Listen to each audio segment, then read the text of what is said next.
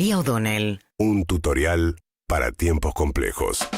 Bueno, por un lado tenés que saber que va a ser un día complejo para moverse por el centro, seguramente, porque como les venimos contando, a las 3 de la tarde marcha hacia Plaza de Mayo, no hacia el Congreso, hacia Plaza de Mayo, entrando por las dos diagonales y también por Avenida de Mayo y por el Bajo, porque se distribuyeron el ingreso a la plaza, las distintas columnas de los que participan en la marcha, que son los distintos gremios de la CGT, moviliza también el movimiento de trabajadores que responde a informales, que responde a Juan Grabois, moviliza a la izquierda, movilizan las dos CTA, con lo cual veremos cuánto músculo muestra hoy finalmente la CGT. En Plaza de Mayo va a estar el triunviro en el palco, marcha también la Cámpora, va a marchar Axel Kicillof, por supuesto por separado la Cámpora, van todos a la Plaza de Mayo a las 3 de la tarde para protestar por la reforma laboral. Esto por un lado. Sobre el trámite del debate de la reforma laboral en el Congreso, lo escuchábamos recién al senador Martín Soria, esta parte de lo que es el temario que mandó el Poder Ejecutivo a las extraordinarias, que es lo que tiene que ver con la reforma laboral, arrancó por el Senado. Ahí con un rol muy protagónico de Patricia Bullrich, que ayer tuvo un episodio con José Mayans, que estaba furibundo y salió de sus casillas, porque, bueno, lo contaba Martín Soria, están objetando algo que consideran antirreglamentario, que es que para acelerar la velocidad de la discusión, entre otras cuestiones, y para garantizar una menor representación del peronismo en las comisiones, Victoria Villarruel se arrogó, decía Soria, la potestad de algo que ellos dicen que el reglamento no permite, que es que ella determinó cómo es el reparto de los lugares en las comisiones. Suena medio técnico, pero es una cosa muy relevante porque, digamos, las comisiones, según el proyecto del cual se trate, esos proyectos tienen que pasar previamente por las comisiones que tienen que ver con esa materia.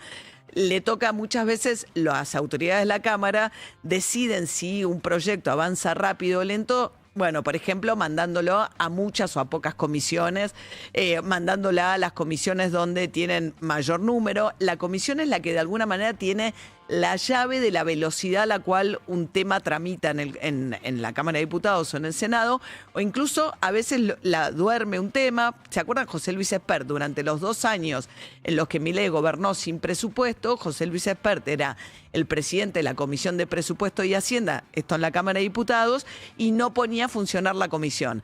Entonces, ¿qué hacían? Bueno, en aquel momento la oposición era un poco más robusto su número en el recinto y emplazaba a la comisión a que se reuniera. Tenía que obligar el recinto a la comisión a que se convocara, porque si no, para ir al recinto directo te exigen mayorías más amplias, que la oposición hoy no tiene. Entonces, es muy importante, de alguna manera, movés los tiempos o tabicás los debates desde las comisiones. Por eso es tan estratégica esta discusión.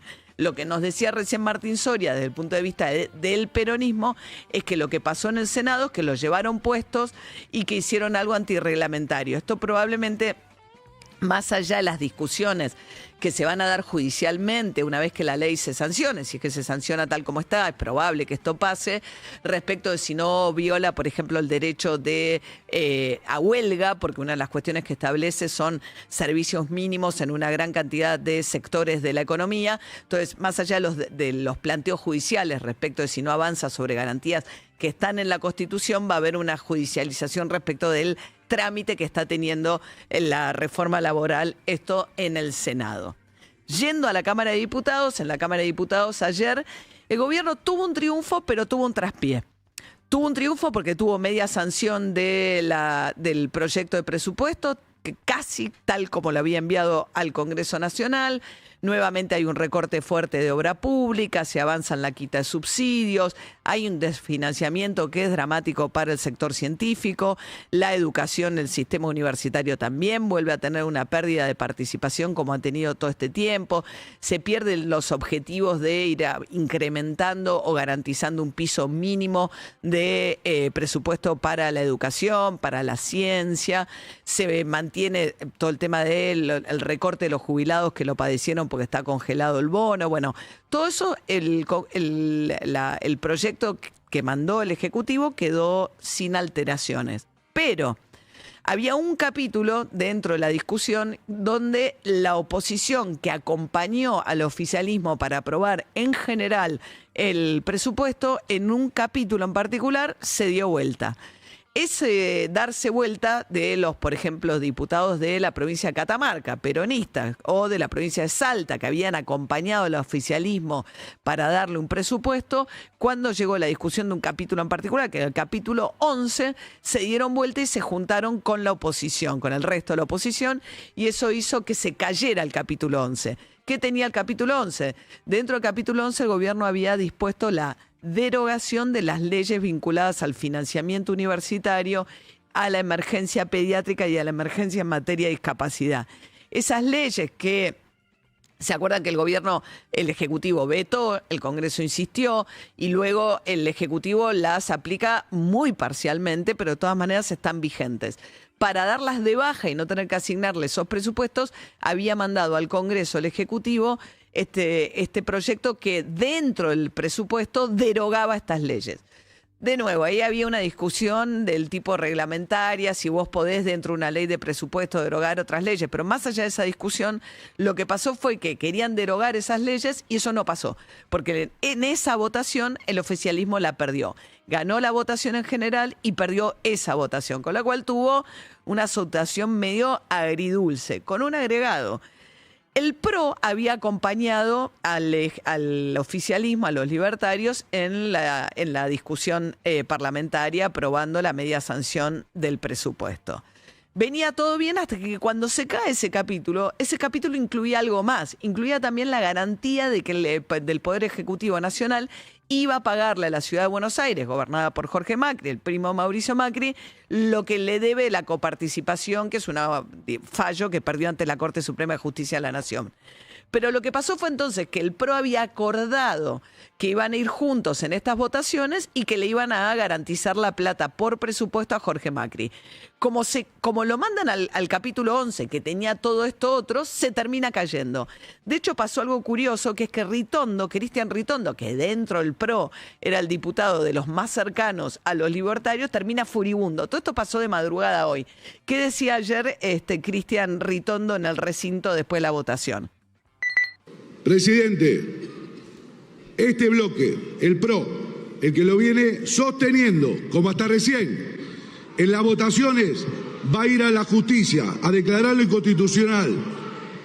Que le quede bien claro que la falta de códigos, de respeto con los compromisos asumidos, corre por cuenta de la libertad Avanza y por quien preside esta Cámara. Muchas gracias.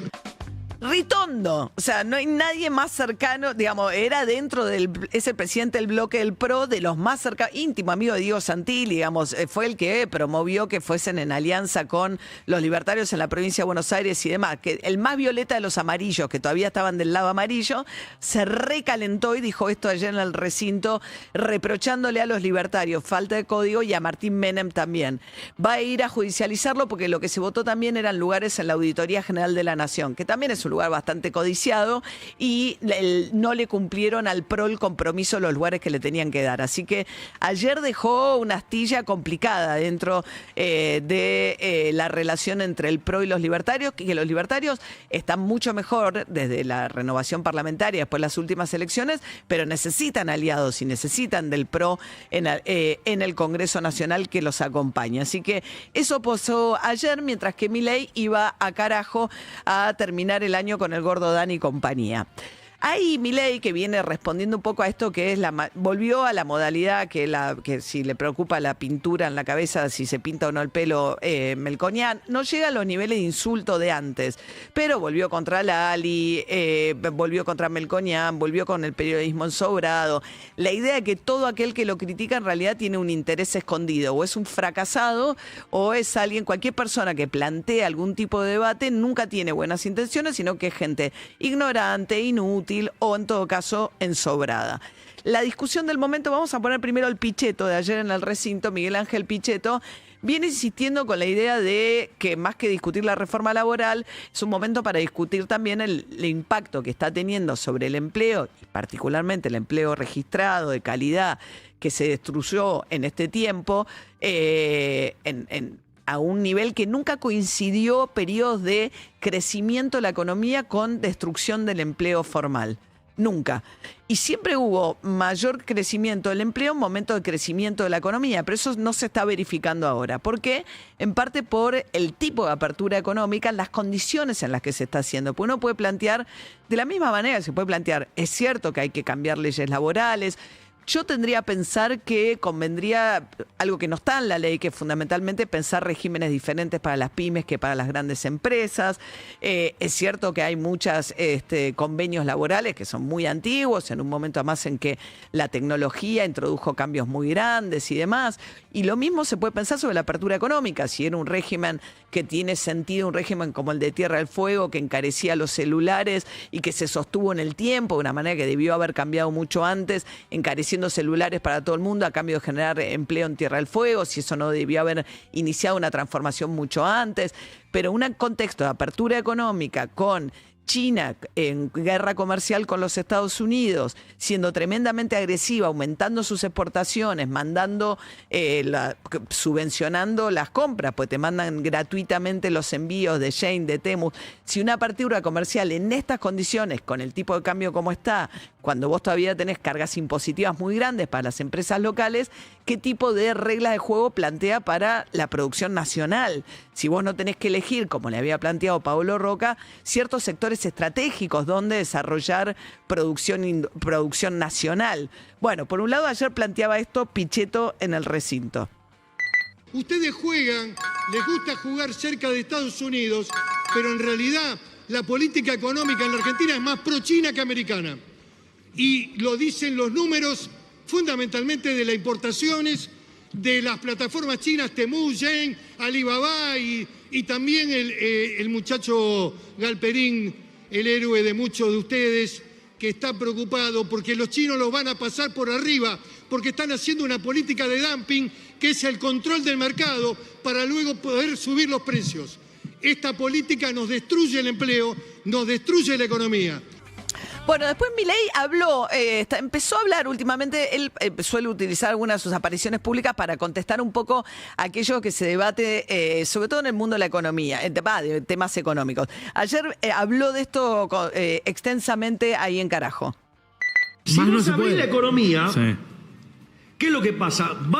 Ese producto, vos vas a pagarlo más barato y eso que vos te ahorrás lo vas a gastar en cosas, en otras, con lo cual el empleo que se destruye acá lo vas a crear en otra parte, pero siendo más productivo, con lo cual los salarios van a ser más altos.